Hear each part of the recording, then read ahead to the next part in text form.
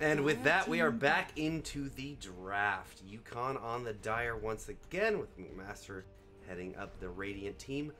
Any changes you would like to see in the draft, Gorgon?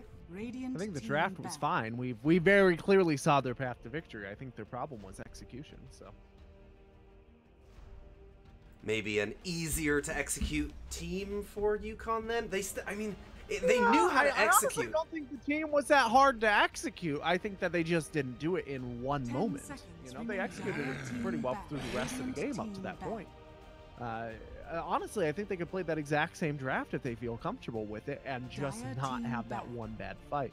That said, you know, there is something to be said for variety and how UConn are going to be better off if their opponents don't know exactly how to play against them. So they'll be better off playing something slightly different. Yes. And yeah, it's really frustrating that last game because UConn, they showed just how practiced they were with that sort of lineup. The counter kill where in that mid lane, one of that really ace turnaround that they had leading up with the song into the kinetic field, it showed just how practiced they were with it. And then to respond to a fight like they did in the top and not deploy that combination, that setup, very, very frustrating. It was probably communication, if I had to guess. The Disruptor didn't TP as fast as expected, or maybe TP to the shrine to walk over instead and get him on the retreat, right? Something like that must have happened, and the team wasn't aware. I refuse to believe that a team as good as UConn, you know, second place last year, 10 seconds I refuse remaining. to believe that they thought that was a good engagement. I believe they thought it was a different 5 seconds Yeah. remaining. And it looks like the Naga let out with a song as soon as her TP completed. I'm sure she thought that the Disruptor was hot on her heels, but actually it was the Elder Titan that came in next, so the Disruptor's TP was significantly delayed. Just that, you know, additional time on the TP when multiple people are TPing in. Yeah, it makes a big difference. You really do have to be sure that you're letting heroes TP in the correct order. In the right order, yeah. Which is, in the heat of the moment, an extremely difficult thing to ensure, right? So McMaster are going to give Kairai back that Slardart. Looks like he played very well. There were a couple of moments where he engaged and there was no follow-up. And probably there was never going to be follow-up, which was 10 seconds less than ideal. But for the most part, I was pretty happy with his performance. I'd be happy to see him play it again. Remaining. I mean, you know, Kairai, see enemy, kill enemy. He's got one program. He's got like gone through the Clockwork Orange training, but in reverse. Oh my God, go for it! He just feels nauseous when he sees an enemy until it dies. Shadow Shaman. I like this McMaster. way more than the Bane. It gives them better push, and then the CC is just as good to set up the Slardart, and his right click is out of control in lane. Bane's still quite good. I just think Shadow Shaman fits into the patch a little bit better. Yeah, I don't see any reason why you would go with the Bane over the Shadow Shaman either. There's a reason Shadow Shaman is the second most picked hero at high skill brackets. You know, he's got well over a 50% win rate. I think he's sitting between 51 and 52 right now, at least last I checked.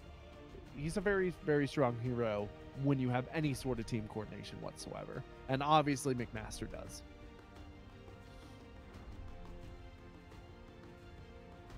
Rubik, an interesting pick here. There's not a lot of magical damage on either team, so that null field, not at least so far, really going to be heavily utilized. And I guess you can reliably steal Shackle, but you can't reliably steal anything else of value here. More often than not, when you try to get amp damage, you're going to get Sprint. More often than not, when you try to get Serpent Wards, you're going to get Ether Shock. Yeah. I guess Rubik isn't entirely unhappy with Guardian Sprint.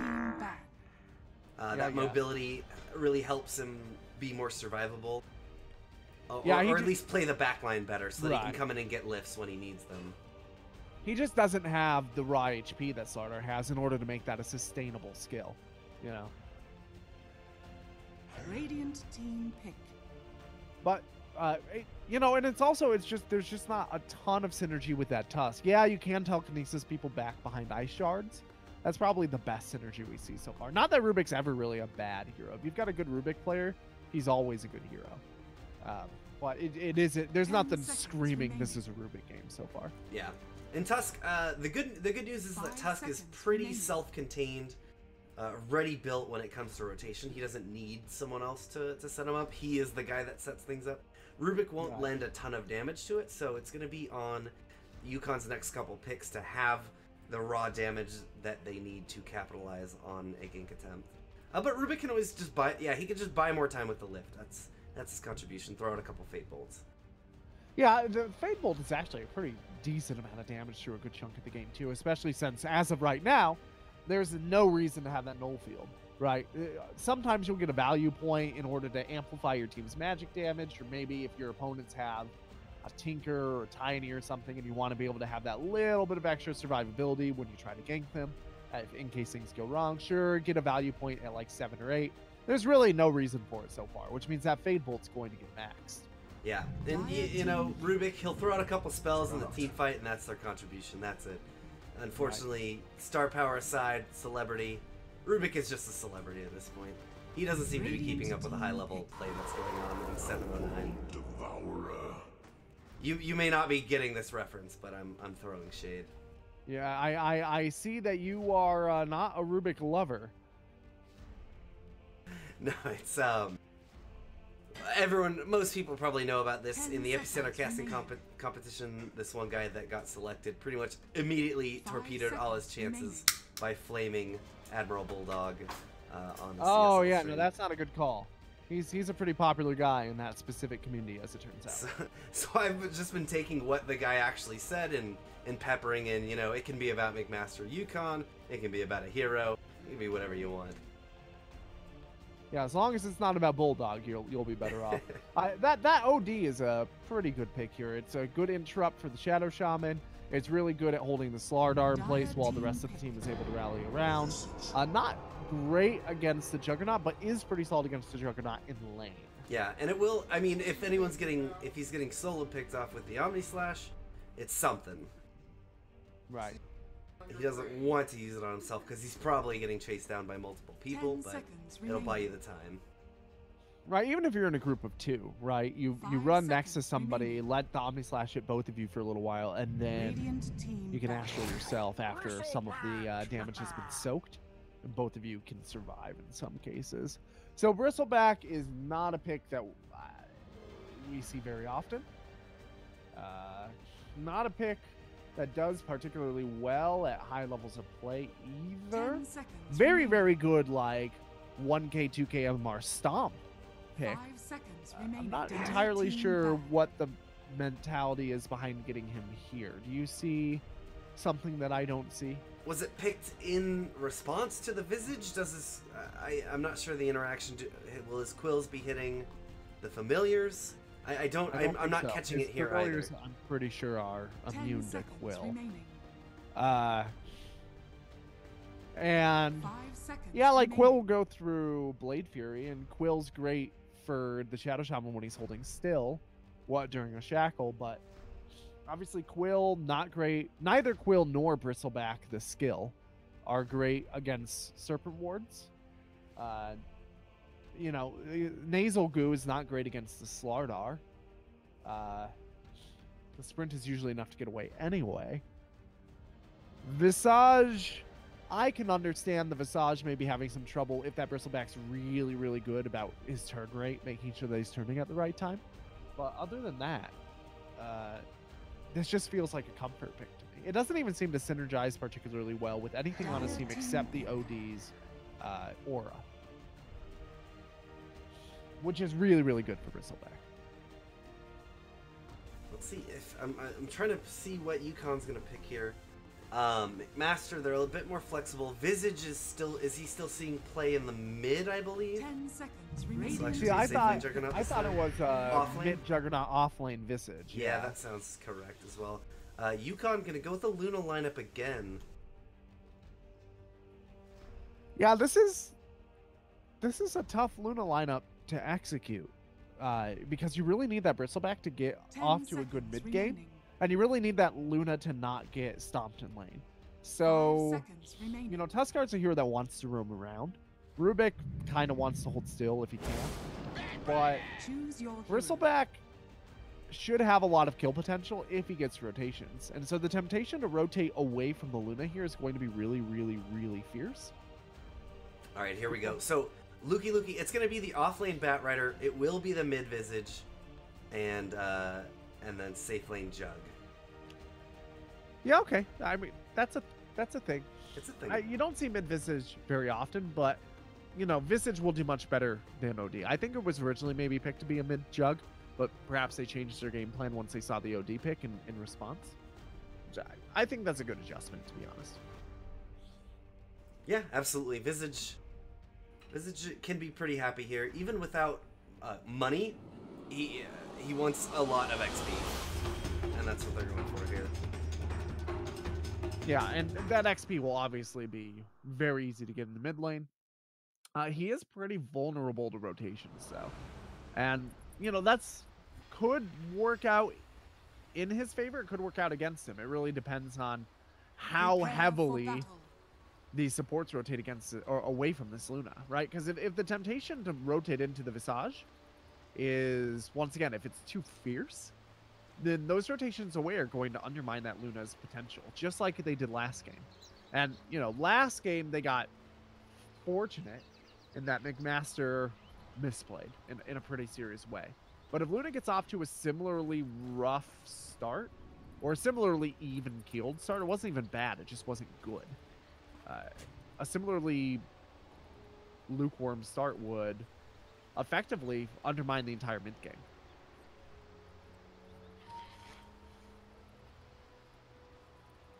Yeah, I'm trying to see here what UConn's overall plan is. I guess they just want the 30 seconds. They want the Bristleback to be to frontline, try and take the heat off the Luna. But I mean, they're just gonna go on the Luna, right? No matter what, they're gonna ignore the Bristleback and try and get deep on the Luna if they can. I think what they want to do is do a 4 heads-up strategy, right? So they get the Bristleback just enough levels to be able to start to apply pressure, and then they just stick them with that OD. And then Bristleback and OD run around with the supports while the Luna is stripping towers. Because there's no reason to get a Bristleback with an OD, especially if OD is the only hero that really synergizes with the Bristleback. The only reason to possibly do that is if you plan on having that Bristleback near the OD for a good chunk of the game in order to use that aura, the Essence aura. Alright, Lukey's gonna go for this pull. See how successful he is. He's about to run into 3 heroes and take a tower shot. This is going very poorly for him already. He's going to use the Firefly and try and make it into the trees. He'll be able to fly over those ice shards. And that actually will buy him a little bit of time while the creeps are stuck behind the ice shards, not giving them the vision that they need. And Lukey is out. Yeah, I don't think that actually hurts as much as it seems like it would, though, right? One he even gets the pull, so to speak. Okay, that poll actually ends up working out. I guess those creeps had to follow through based on the pathing laws. Yeah. Ego was able to get those last hits. Did Lukey end up using a salve there? Yeah, okay. So he used his regen. I guess that's worth it if you're Lukey. You get those early fast levels. You're probably pretty safe here. He's gonna be able to Firefly. Yeah. This is such a great response because shards are not going to be able to do too much. Unfortunately, when Firefly's down, he's got to be exceptionally careful. Yeah, but he will be under his tower when Firefly is down, and it will be back up by the time he's pushed out. So at least this go on the bottom, first blood going over on to December, killing the Bristleback. Yeah, that's not what you want to see at all. That Bristleback really needs to get into the mid game, and the big danger with the Bristleback is it's so easy to get too big. Or to think you're too big. At this stage in the game, you see that damage racking up and you think, oh, just 3 more quills and an auto attack. I can just stand here and get it done. You dive a tower just expecting to not take aggro on quills, but you know, you get stalled out near that tower a little bit longer than you expect and you die. And once you're 1 wave, 2 waves, 3 waves behind, that's when you really start to run into trouble, because you'll increasingly find that you're running into Regeneration. Yeah, even if you have a good start, like you get your Vanguard up and you're like, I'm unkillable, but you're quite killable. Don't let the smooth taste fool you. particularly to burst damage. Although there's not a lot of that coming out, the Visage is going to have plenty to offer.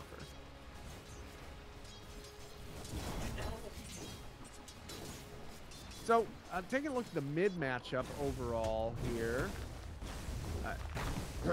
I would say that this isn't something that I see very often, but it does seem pretty even so far. Yeah. Yeah, definitely high end is holding his own against Insane. Geez, look at where Kairai is. He's stealing camps. Yes, I was just looking at this. And Bristleback, he can't do anything. He's out of mana now, so Kairai just gets to sit and stay. And this is the big danger with that first death on Bristleback. He can't go back to lane because he'll just die again. Once he's missed a couple of levels, he's fallen too far behind. But he died so early that he does not have the ability to defend his own camps either. Big problems here.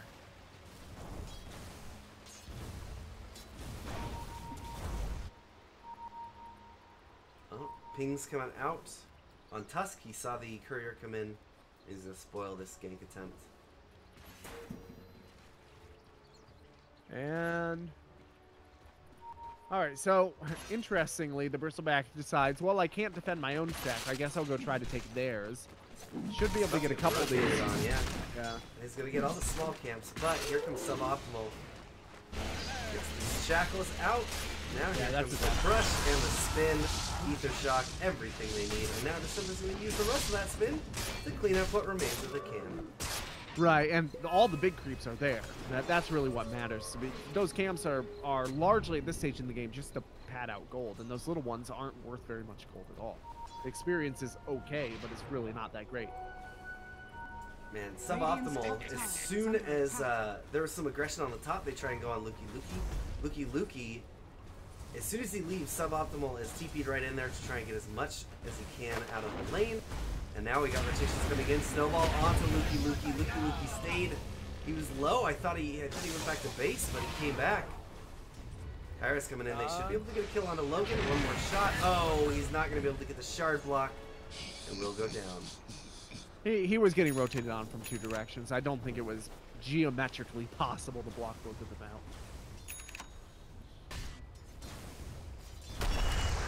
Yeah, so 3-1 in favor of McMaster here. The Bristleback really having quite a bit of difficulty, and Luna running into probably some issues here as we get into the mid game that she needs space to be opened up for her. That's a nice little grab, though. Yep.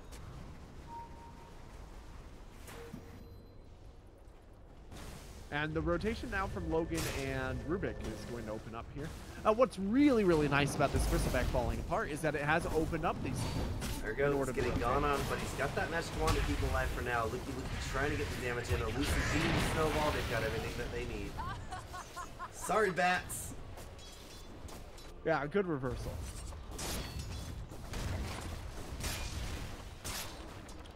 Invisibility rune bottom, that could be a kill in this mid lane would go a long way in terms of securing advantage moving into the mid game. And that invisibility rune bottom could be it, except it's about to disappear. Same as fight. Just gonna get some shots in. Familiars are up. A soldier's fortune.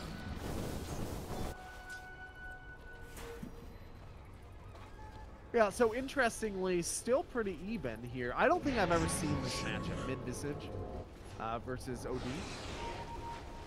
Kairai trying to chase him down, but the Legion rune is up, so Kairai is trying to bait. Here too much. He is trying to bait. Meanwhile, Bristleback getting taken down under his own tower. Rolling Snowball in. They got a lift on the Visage. Visage now trying to make his way away. He's gonna have to fight. They get a crush onto 3. That'll buy Kairai the space to escape, but they lost their Visage.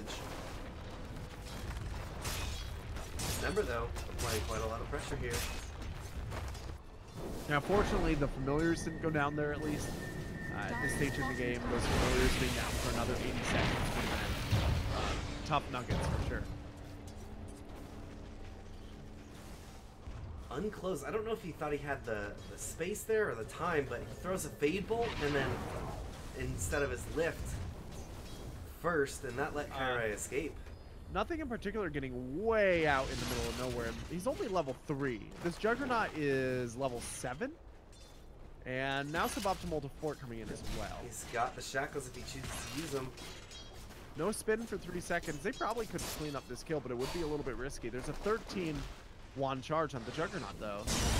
There we go. The lasso comes out on the Luna, but Luki can't be this aggressive when these supports have been sticking so close to Ego. Yeah, they learned a lot from the last time around, where those supports rotated away and that Luna had so much trouble. This time around, they are making sure to give her the support that she needs. All right, here, beating up on the bristleback. He's gonna have to pop the shrine, and Luna's TPing in now. Kairai's just gonna leave. Suboptimal as well. Kairai gets caught by Insane. They're gonna actually pre-commit the Eclipse. Just guarantee that kill. It's early. No sense just holding the Eclipse. Probably will have it back before he needs it. Could be turning around at the high end. They don't have the Astral yet.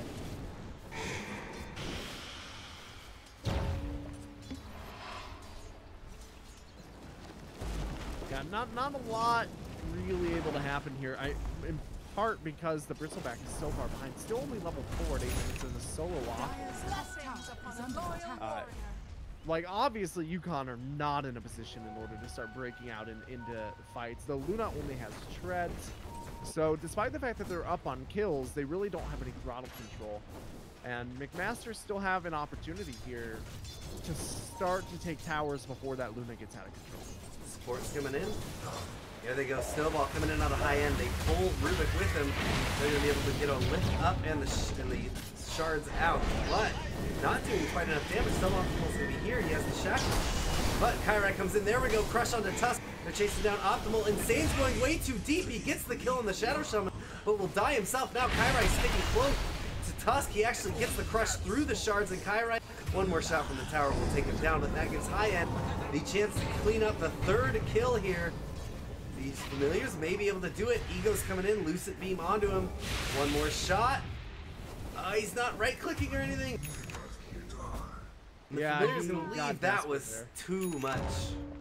That looked like a clear-cut case of micro fever, where he decided that he was going to get a kill that he normally could have gotten on any other mid-hero, and then got distracted by micro and didn't execute it. That was a really difficult kill to get. And maybe if he was on a Shadow Fiend or a Lina or something, he would have been able to clean that up. But if you've got to micro those familiars too, it's just not good. Alright, nothing in particular, getting chased down once again. Actually, nothing in particular is going to make it out. And Luki, the same old story. Not able to get anything done with his Batrider. He's trying to go for solo pickoffs. It's normally something that Batrider would be able to do. They lose a Shadow Shaman here from Insane, but Insane is getting chased down. Slardar coming in. He's got an Astral in just a second. The crush is not going to hit. Now Logan, they've got shards. Couple shots, Snowball, Kairai's caught in place. Another deep dive from McMaster. It's not turning anything up. You know, this whole time, this Juggernaut's just free farming though. He's got a Battle Fury, he's sitting in lane, he's just wiping out waves with absolutely no contest at all. Now he's going to get a kill on the Tuskar, because Tuskar's not careful. How many slash already committed? So it looks like he committed that on the kill for Insane. But they didn't even get that kill. I mean, that's fine. You want to commit it whenever you have the opportunity to commit it if you're in uncontested solo Juggernaut, because you want to go back to farming, right? So that they didn't get the kills, not the end of the world, but that he was giving them the opportunity to try is important. Oh, so this is interesting. This tree sprouted up to block that TP just a second too late. Not that it really would have made a difference, because it turns out it's the Bristleback who has essentially 0 impact right now. Kairai and Suboptimal going deep right now, but they're going to find a very unfriendly team. The Eclipse gets used. Take out the Kairai. Now Batrider's fishing for a kill. Going to try and go onto Ego and get this lasso. Lasso's going to connect. Now Insane TP's in though. They get the Rubik kill. Insane should be able to absolutely destroy the rest of these heroes. There we go. Now Ego fighting up on a Luki. They've got a Snowball as well. Grab Insane to bring him with, but it's onto the low ground. Now Luki headed back to the low ground. Is he going to try and turn around on Ego? It would be a very unwise decision to try. And there we go. Well, we've seen unwise decisions before from Luki, in fairness. Making the good decision this time around. Just gets out. That was a tasty looking Luna, but it's the same old story he's had before. He probably wouldn't have been able to stay on him long enough, and everyone else was there to ensure that he wasn't going to get killed. Juggernaut just finished Yasha. Meanwhile, the biggest item finished on UConn is Mask of Madness on the Luna. So he's got Battle Fury Yasha before the Luna even has a damage item. Radiant's middle tower is under attack. Yeah, you see this in the network. Full 2K, or almost a full 2K ahead. 1,500. Yeah. It's going to become dangerous really soon because honestly, McMaster are able to execute right now the strategy that UConn drafted, which is, you know, have one hero just kind of hanging out on his own while the other four are pushing and distracting. All right, here we go. They're gonna go on to unclose here, deep under the tower. Now Logan TP'd in to help. The snowball up by a little bit of time and distraction. He'll hit all three with it. He's probably gonna buy just a little bit more time. Shackle's coming out right now onto Luna. Luna gets hexed up, and the TP is canceled in from OD. Ego's gonna get a kill, but the rest of the team is coming. No, they won't be able to get him with that flame break or pull him back. It's actually gonna kick him a little bit forward. Another Mask of Madness. So Luna's gonna be able to make it out of there. It is a two for one trade, but in the favor of McMaster. This is all time that Luna's not farming. McMaster won that fight anyway. The time that Jug is farming, absolutely. Yeah. And now he's just going into his opponent's jungle, and they're going to be able to start to put up some very aggressive vision here. There's really nothing that UConn can do to stop this aggressive vision. And in fact, the first round of that is already about to expire, but it's going to get more aggressive soon, I suspect.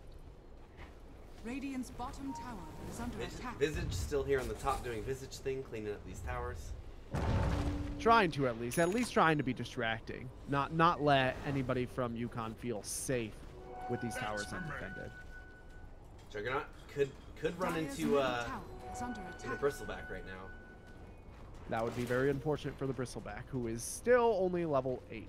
I guess he's catching up okay, but you know, he had a solo lane against the Juggernaut, so in theory he should be pretty close to level. He's gonna see him. Backs up. Oh, fight the top. Serpent wards are down. They got Shackles on OD hexed up. They're doing quite a lot of damage, but the Crush is not gonna connect. High End is just in the back, sending in the familiars, doing as much as he can. They're going to clean up these Serpent wards, and a bit of a difficult initiation there for McMaster.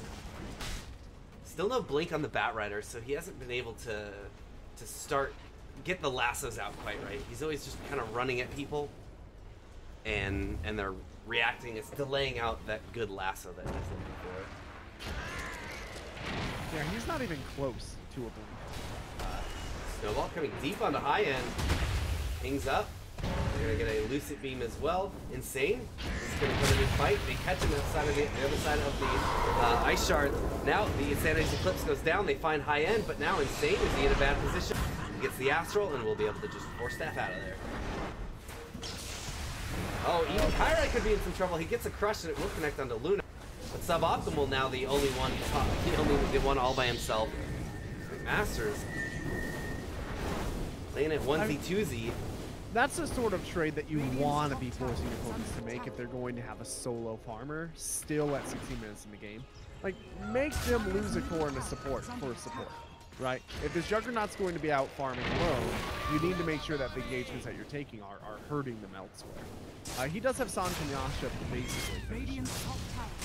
It's in fact on its way out. Luki got an Invis rune and a lasso up in 3 seconds. They're trying to go onto December, but this is going to turn around on them pretty quickly.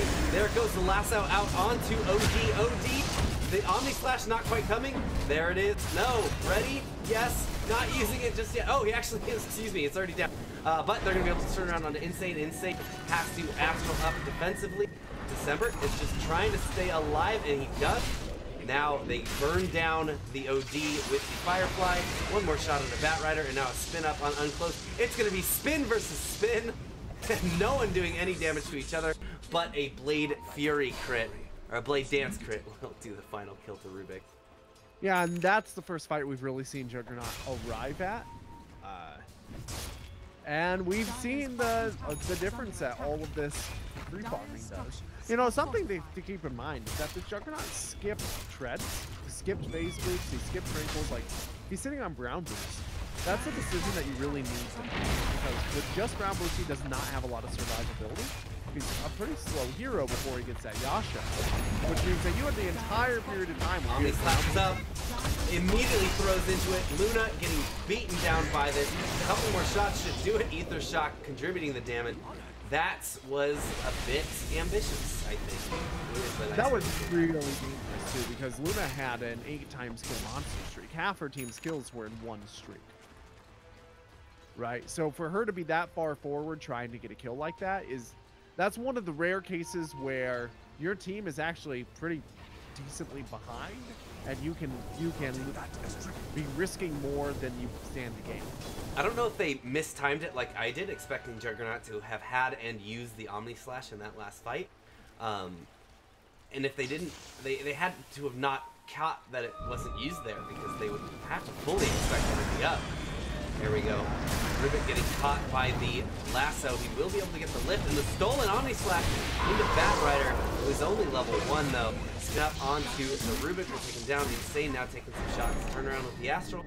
He's gonna buy himself the space to get out, or they're gonna try and go onto December. There's no one here rotating in for December. He's got the healing ward down, but it's already cleaned up. A couple more shots should be able to take him. He's gonna spin away, and this is what you were talking about. Brown boots. Gonna be a big detriment here.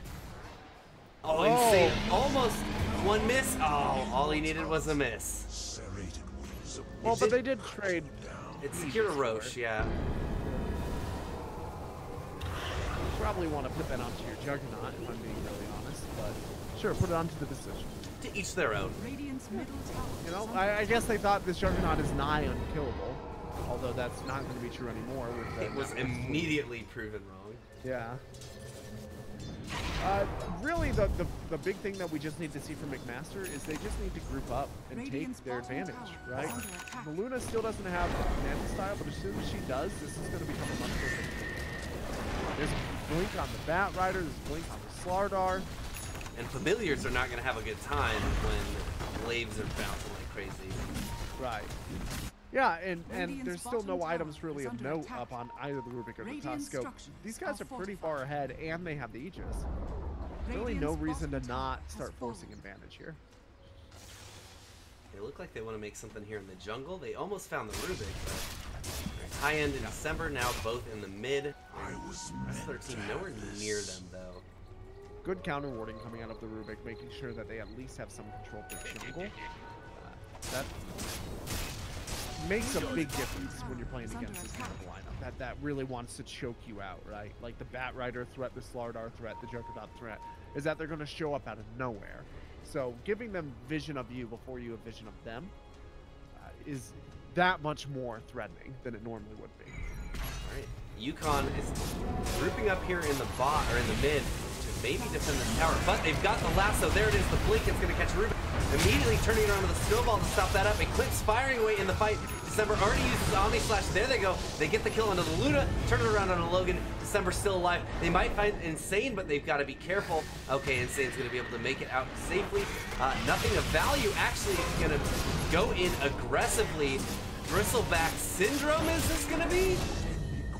A stolen healing ward gonna do a little bit, but Insane gets caught as well. UConn cannot have him die here. I don't see much of an easy way out. He will be able to use that Hurricane Pike to buy a little bit of space, but will go down in the end. That's 4 dead at the cost of some really a pittance on the McMaster team. Yeah, and Luna's going to be up in 14 seconds. She will have the Manta available when she comes up, and that should probably stop this push before it becomes Ferret. But this is almost certainly going to be a Jeffrey. It's almost certainly going to be a Shrine on the way back. Never eating a lot of damage. Remember, he does not have the Aegis. He's going to try and spin away. He will be able to make it over in the tiny gap. A snowball coming up. They tried to smoke. Now, UConn, is this going to be a bad spot? They're going to drop the wards right on top of them. Suboptimal's getting a channel out onto Luna. He's going to die immediately. Walrus Punch goes onto Juggernaut, but he spins it up onto Logan. Here they go. Now, is it going to be McMaster's controlling this? Yes, Unclosed getting chased down right now by the Bat Rider. He actually is able to spin TP away with that stolen spin, so no loss there. But they use their Serpent Wards for that, so they can't. I'm not sure if they can continue this high ground push. December is a tanky boy, yeah. It would be very wise to back up at this point, but no! McMaster doesn't know the meaning of the word. Here they go. They're going to try and force their opponents back out into them. They keep doing this like little feign retreat. Honestly, they should just go put up a ward and take some shrines. They do still have the Aegis, by the way. High end, still sitting on it. Yeah, that could have put a lot of mileage in those fights on the tournament, of course. Yeah. But that said, I mean, nothing of value was lost, right? Of course, yeah. In fact, gaining a tier 3 out of it. Yeah, the Visage. I mean, look at this BS. With just one familiar and a Hellbear Smasher, taking away a quarter of that top shrine's health. And it's just going to be rat against those shrines until they all go crumbling down. That is Visage, of course, picking up that Helmet Dom. Helmet Dom is pretty popular right now, especially for a hero like this. Anyone who has pretty much summons that push stuff wants to get themselves a Helmet Dom. Yeah, it just synergizes so well with what you're already going to be doing, right? And it does it in a way that doesn't threaten you. It doesn't put you in danger in order to use it. You can use it from the other side of the map, which is great for Visage.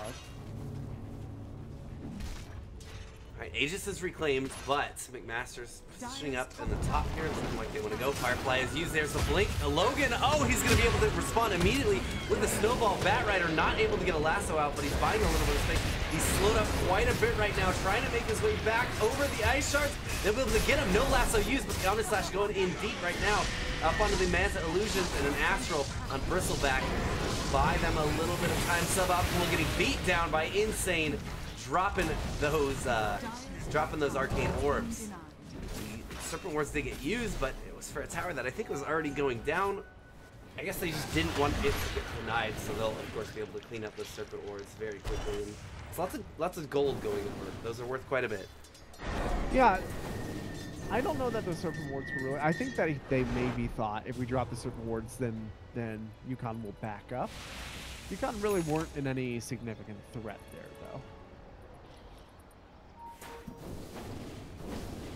So, a mid tower likely going to be the trade here. Juggernaut does not have Omni Slash, nor is Standing nearby. The other time we're going to TP in. Oh, Kyra is going to do that aggressive play. He gets a crush on 3, but immediately they will follow up with a snowball. That's what we call a Kyra Y. Yeah, I don't know. I can't head to it. Juggernaut was Luki trying to go for a lasso, but once again getting stopped dead in his tracks. 3 for 0. Oh boy, Juggernaut's going to try to go with 1 on 4. This is not what you want to do. High end. Okay, December's going to be able to make it out. High end got Hurricane piked up from Insane, trying to make his way away. They will be able to jump forward, get an Astral onto him, and Visage. High Rye Y. That is, you know, that's what we mentioned earlier about getting others killed. Yeah, and also what we mentioned last game about the turning point that happened. Teams need to understand that having advantage is about leveraging advantage, not giving more leeway. That was just a bad engagement overall. It was a bad choice. And a lot of teams, when they feel like they have advantage, they feel like that they can get away playing less skillfully or less tactically because they've got a wider margin of error. Really, the way to look at the game is not that you get a wider margin of error, but that you are able to more rapidly take advantages, right? You don't need to wait as long in between fights. You don't need to wait as long in between towers because you just have the sustain that you need in order to make sure that you have the damage, have the heal to go forward. That's really what that advantage does. When you start thinking of it as a margin of error buffer, then you start to play lazy. Yeah. And I mean the reason to think of it as a margin of error is with the expectation that you're gonna take some losses, right? That's not playing to win. Yeah, it's playing to make your opponent scared, which works sometimes. I mean, it works for basically that's the entire South America Dota handbook, right? Play to make your opponent scared. So, and also while we're calling regions out, CIS is too plays that way. I was gonna say that really CIS is like major. They're big. They mean mug you pretty hard. All right, we got a smoke up here from McMaster. Radiant are scanning. All right. They want to find something. They get a scan. Yep, they get a scan onto Ego. This is go on her though. Here. Yeah, they saw that ward get placed, but here they go. They're gonna be able to get the lasso, but immediately they're gonna stop that up with the Walrus Punch. But here comes the Omni Slap, doing so much damage. The Serpent Wards are out. Insane taking quite a lot of damage. Kairai wants to get a crush on Insane, but the BKB is still up. And there they go, picking up 2, but it is just going to be a couple supports, and now they won't have the Serpent Wards for a high ground push. I think they should not go for a push here. They can clean themselves up some shrines. This is the perfect time. Yeah, right now would be the perfect time. They could literally just walk over there instead of waiting in lane. Are these guys disconnected? Oh, they're just waiting on December, who is caught inside the wards. Yeah, I don't know why that Luna went in to try and knock down that ward. Like, you watched that. She literally watched that ward get placed out of nowhere. Obviously, there are heroes nearby. Right, that's not a ward that you just walk out of place without intention of making an engagement. That is a fight. They're going to try and pressure the high ground. Rubik and Tusk going to be back in a second. They get a crush onto 2. Bristleback immediately getting blown up. Dropping the Sanity's Eclipse. Doing a ton of damage by a little bit of time inside the snowball, keeping Insane alive for now. A lip, that's 2 down. Juggernaut is out of this fight. Luki's up on the high ground, but he's more of a distraction to make sure that Visage, their other core, can get out of here. Unfortunately, he was asked up and won't be able to make it out. Yeah, you're just not seeing as much value out of that Visage that you would see out of a Visage I think is really what's happening at this stage. The Juggernaut can only do so much by himself. And yeah, there's a lot of damage coming out of him, but it's not sustained in these fights, right? It's at the very tail end of the fight, some burst damage comes out. But at that point in time, you've already lost the fight. Yeah, and typically how the Visage is played is as kind of a split pusher, or at least a ratter. You know, he can get lanes pushed out, and then when the other team is distracted, you can go have them do significant building damage. They just haven't had the opportunity to get that done this game. All right, here we go. Unclosed is going to force that forward, find the Shadow Shaman, and clean him up. Now, no wards for this next defense, no buyback. They can fight in here about 10 seconds. They don't have a fortification. What were you say, Jug? Does have a buyback here, but he's not going to spend it with only 10 seconds left. They'd rather give up the racks, and I think that's the right call. You know, these fights are just becoming difficult for them to sit. Yeah, it's UConn has been responding and expecting these lassos so well. That's where the Batrider fits in this lineup. Is he wants to get in, get a pick, get the hell out with them so they can burst him down and take the rest of the fight as a 4-on-5. But instead, he just keeps getting stopped up in the middle of it, and then the rest of the team has to try and like fight. Now they have to fight forward. Yeah, and this is just very difficult as a position because with the Batrider, you need to be engaging those fights, and you need to be taking out a core. Oh, this is just getting caught up now. Oh, I'm sorry, that's the Batrider. They use the Eclipse. Secure a kill onto him. Omni Slash goes out onto Insane, but they get a dust up onto December. December's invisible right now, but he's going to try and turn around, breaks OD, getting the fight up as much as he can. They're spinning him down, stolen spin. No Juggernaut, so now he's going to have to buy back because there's no way they don't pressure a high ground. Actually, I take that back. They still have tier 2s up in the other lanes. They can't push for high ground right now. And the Juggernaut does have buyback, so probably high ground wasn't going to be on the cards, but the Roshan almost certainly is. Yeah, I mean, even forcing the buyback would be, they'd be happy boys right now. Suboptimal support is going to get found out as well. Going to get some wards up, I think. Sarosh going to go the way of UConn now. Yeah, this you know, we're really just starting to get into very dangerous territory. Oh, here's what we're talking about. There we go. Now, Visage doing Visage things. He's going to get caught if he doesn't get the hell out of here. But he is able to get a tier 3 tower. He's putting damage in the melee barracks right now. I feel like that should be definitely in the raid. He's going to try and TP out, but Santa's there. I mean, he's going to give a lot of gold for that, though. End of the day, he just gave away like 800 gold. Two familiars plus the AoE gold from his own death. Well, I guess they're not ahead, so maybe more like 400 or 500 gold. If he had been hitting the range racks instead of the melee, I don't think he had a shot in hell at getting the melee. That range racks would be about half HP right now. Yeah, and then he'd be able to rat it later. No, I agree with you. That was a really weird decision. And again, I think it just came down to micro. I don't think he was intending to hit the melee. I think he just set it and forget it. You know, just put it on something and then try to survive. He seems like a very competent Visage player, but his micro is not puppy level. You know what I mean? He's not a StarCraft 2 player. Yeah, there you go. He's a very good micro Dota player. But. Well, any big items on the horizon, Gorgon, that might turn this fight for McMaster? Slardar is looking for finishing up a Yules and then immediately going into a BKB. He may want to just skip for the BKB, to be honest, because the Yule's probably not as important. Still, brown boots for the Juggernaut. I suspect that those are going to be crabs sometime in the not-so-distant future. A Blink Dagger on this Shadow Shaman would be really, really nice. Would help them engage in these fights a little more successfully. But not only are they going to be boots of travel, he'll then buy a second set based on his quick buy. Oh, boy. Oh, wow, he's got it all planned out, huh? Look at that. Is it just straight Abyssal, 2 boots of travel, then he 6-slotted, gets some moon shards. Light up at the top, they're going to get a lasso out onto Luna, but everyone else is TPing. This is just by time. Once again, they're going to commit the Eclipse for this. I don't think they necessarily needed that, but it's better than... I can completely agree with it.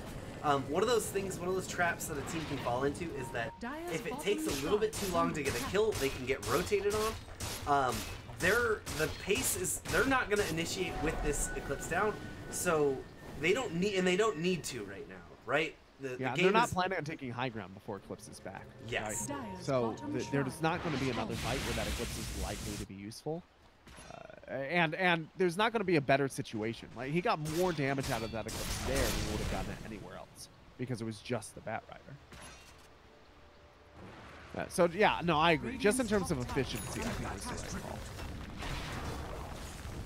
And this is one of the most difficult skills, I think, for high technical skill players to learn, is being willing to just blow abilities and throw gold away, throw experience away in order to make something broader happen for the team. Very high technical skill players usually like to rely on their own execution, and they usually expect their team to rely on their own execution as well. And that's the wrong mentality, right? So it's good that Ego, despite his name, has a sense that, yeah, it's worth me blowing this ability to make sure that we're absolutely going to get this kill without getting rotated on. Yeah, and then also, kind of similar to in the early game where it's super valuable. It's valuable to just blow that to make sure that the fight's done and you can go back to farming. Right. Luna, she's so close to 25 right now, and that's a huge power spike for her. Typically getting that extra 25% lifesteal. I believe that was nerfed pretty recently. It used to be 40%, which was ridiculous. But even 25% is still ridiculous. Yeah, 25% is very good, especially considering you are building a mass Mantis, right? So you're going to be attacking very, very hard. You're already getting that 15% attack damage lifesteal as well. Yeah, very dangerous. This Visage doing what he needs to do now, though. He's constantly around the map pushing. His familiars were just in the top. They got spotted out, so he resummoned them, but they were coming to pressure the tower.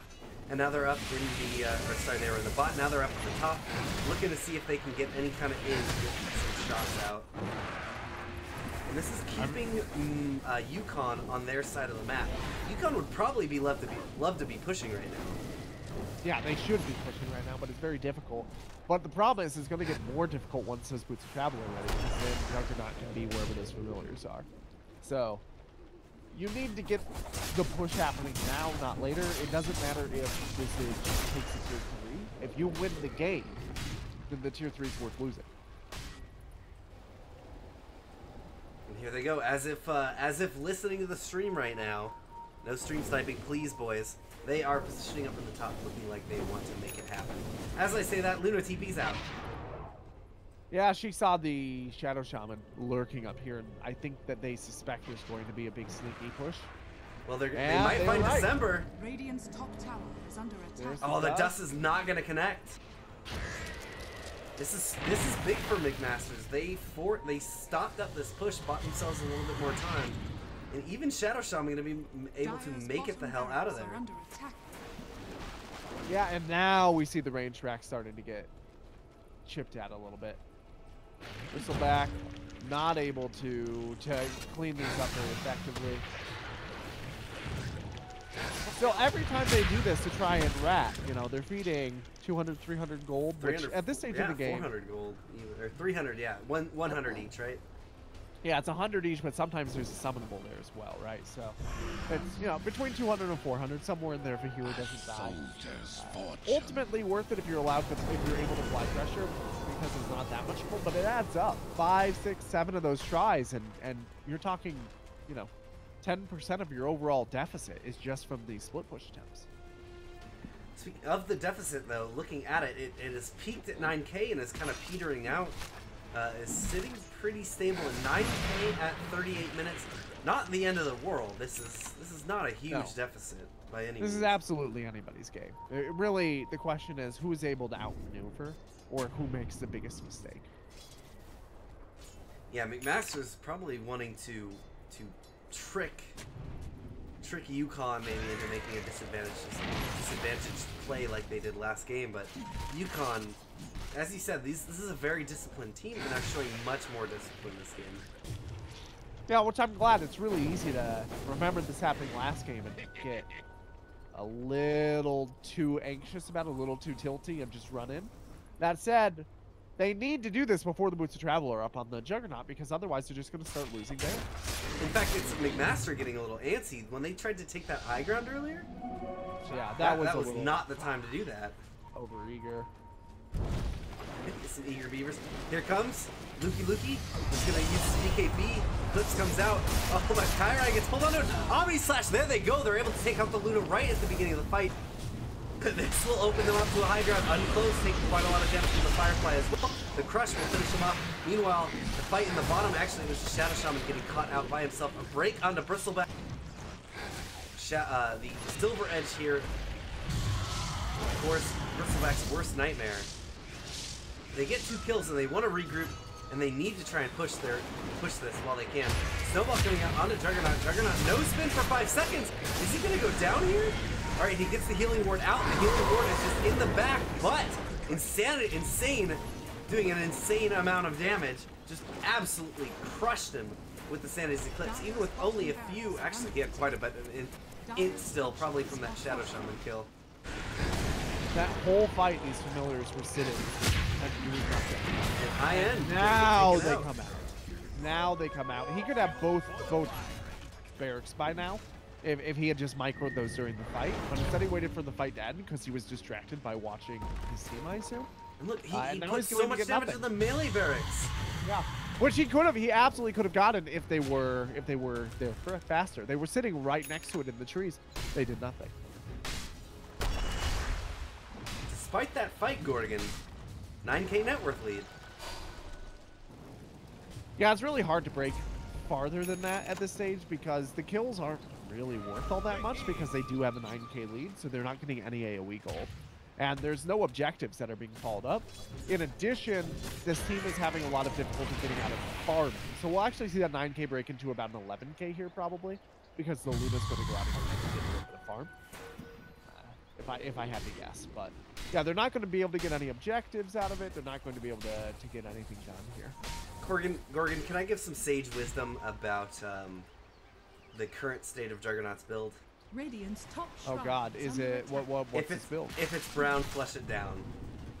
This build, no good. Brown boots, 42 minutes. Come on. Yeah, I would assume that the reason that he went for the brown boots instead is because he feels like, oh, I've got enough movement speed with the Sanj, or excuse me, with the Yasha, and I have the survivability of the Invis, and I'm going to eventually want to be able to teleport to the goddamn familiars, so I might as well just save myself the trouble. The problem is, it's clear that he doesn't have the movement and survivability that he needs. They're not here to defend this. Yeah, where Masters is nowhere to be found. Okay, there's some boots of travel on the jug. But they're going to lose their tier 3. Already lost their mid-racks, but... And now they need to try and fight into this. Visage nowhere near. He's walking in on foot. This racks go down almost for free. There we go. BKB and then the drag out. Coming onto Insane, but Omnislash is coming out.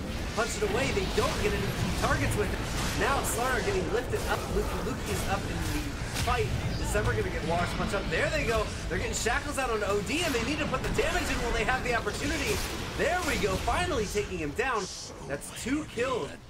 But they're gonna need to. They absolutely have to get at least 2 sets of racks out of this. And can they? Buybacks are available. Boots of travel are available on the Juggernaut, so he's able to get out and force a buyback. After that, I don't think there's anything they can do. So probably they push in with the Juggernaut while the rest of them go to Roche. They need a Roche now. Yeah, Roche now high ground. That's their chance. They're just gonna go straight for the high ground.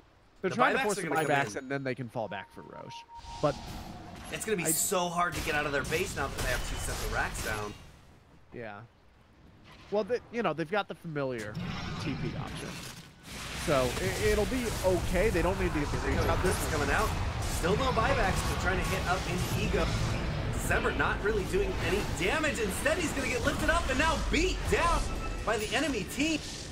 December going down. Now he's going to actually have to buy back. They did commit the buyback on Insane, but it matters less when they're about to push down the mid and either end this game or get megas, and they're going to have to buy the Juggernaut back. Yeah, I don't know where the familiars are in that fight. They could be taking a barracks. They could be taking a tower top. The creeps were getting there. The coordination just is not here for McMaster. And though I will say last game the coordination was a little haphazard as well, the difference is, you know, UConn made a really, really big mistake, and it was very easy to capitalize on that for McMaster. This game, those mistakes have been fewer and farther between, and McMaster has been having a bit more difficulty finding that one moment. Look at that discipline. The second that buyback bell rings out, UConn is gone. Because they want to go get Roche. Now that they know that that buyback is done, and they're also going to try to get a kill, but they will miss, just narrowly. Logan didn't have time for the snowball, tried to blink in for the walrus punch. So, refresher orb. I suspect that that ends up going on to the Outworld Devourer for Double Hammer, who, by the way, still has the last cheese. So this is going to be 2 cheeses in Aegis and a refresher. Yeah. All right, here's the fight. Triple Wars gonna drop. Ego is caught inside of them. Actually, we'll walk out. Omnislash coming through. But Jug is not doing the damage that he needs to get done. There is the Insanity Eclipse. Does a ton of damage to December. December is a dieback. Now, are they gonna? If they don't call GG, this game is just gonna be over very shortly. Yeah, they've got 2 buybacks, but really nothing to do. The Juggernaut does not have nearly enough gold to have rushed a Battle Fury. Like he should be absolutely 6-slotted Moonshard at 45 minutes if he's a Battle Fury build. Otherwise, there's no reason to go for the build, right? Yeah. There's certainly no ground moves in 40 minutes. Right. All right, here comes the buybacks. McMaster's a Hail Mary play, seeing what they can get done. Luki going in, but he's going to get Ghost Scepter. And Ghost Scepter's himself, and just dies. Now Kyrie and Hyan forced into the fountain, and UConn is going to try and jump in and get the kills in the fountain, force them, just demoralize them coming into game 3. There it is, Kyrie killed dead in the fountain. Everyone going to make it out, and it's on to the Ancient they go. GG gets called. Yeah, there's something to be said about calling GG. Like, I do appreciate the fight to the very end mentality, but letting your team just get farmed in the fountain is, for most players, it's a very tilting experience. right? Especially competitive on stream where you were trying and it was a close game. Like, that game was not impossible for McMaster. They definitely made it harder once they did that high ground push at that ill-timed high ground push. And honestly, I would say probably not to call out a player or something, but that Visage did not really provide them very much value at all. All of the split pushes that the Visage did ended up being 0 value. He ended up getting, I think, 2 towers in the whole game that they otherwise wouldn't have gotten, but he put in 8,000 building damage. I would be very surprised if more than half of that, maybe 2/3 of that, actually went into buildings that fell. Yeah, that's he put so much damage into the melee barracks at bottom, trying to claim it, getting nothing out of it. And as you said, not just 0, it was a negative gain because he every single time they were able to clean up the familiars. Yeah, they just kept feeding the golden. They weren't microing that Visage as much as they would need to in order to maximize the returns. And it maybe that player has really good luck with that hero or really good execution with the hero in pubs, but when you're playing against a team that, you know, has the track record that their opponents do and also have skill as a team and coordination as a team, the Visage is not nearly as scary. Like, right, one of the reasons that he works in pubs, if you're pretty good with him but not excellent at him, is because teams don't have the coordination to send the right person back to defend at the right times to make the good trades. And so the ratting potential is so much more extreme. Whereas in a situation like this, the team is communicating, they played with each other, they kind of know what the strategy is. They're not all TPing back, they're not TPing back the wrong person, they're not giving up objectives that they don't need to, and they are giving up objectives when it makes sense. And I think honestly, the team play coming out of UConn far exceeded the micro and strategic play coming out of high end. Absolutely, yeah. And that's one thing I was going to point out was McMaster's Batrider had very little impact in that game, was getting the lassos out, but it was not the Batrider's fault. It was a great team play from UConn, turning around and making sure that the Batrider wasn't able to pull them away from the fight. That key target wasn't able to pull them out and get burst down. So now, as I said before, McMaster had to either fight into that or try and just disengage. And time after time, McMaster was trying to, like, okay, now we have to advance forward rather than drag this person back to our territory. And UConn just repeatedly, that initiation is, as we were talking about in the draft, Batrider is someone nerfed over and over and over again, and that is his key, is getting that initiation and making a fight 4-on-5. They never got to do it that game. Yeah, and the other thing to keep in mind is that Batrider really wants heroes that have good burst potential. Visage is a hero that has burst potential at the end of a fight, once again, once he gets some stacks up. So those two don't necessarily synergize all that well. You've got some sustained damage through the fight that tapers off, and then presumably you're able to make up for the lack of sustained damage as the familiars run out of damage by creating that burst at the end. What all Batrider wants is for you to kill one person right away and then be able to fight the rest out 5v4. And Right. Visage doesn't really contribute to that strategy at all. Yeah. All right, everyone. It looks like we are going straight into game number 3 in just a moment here. Any other parting things? What does McMaster need to clean up here that didn't go well? That one, I think we voiced our opinions. Draft played a huge role in that one. Yeah, absolutely. Draft played a role. The way that they played it played a role.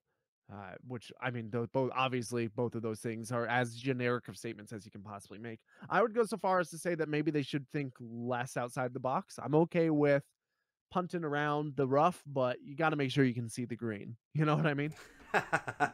Great analogy. Apparently everyone is not ready. So actually, we're going to take a short break here before we go into the draft. We'll be right back.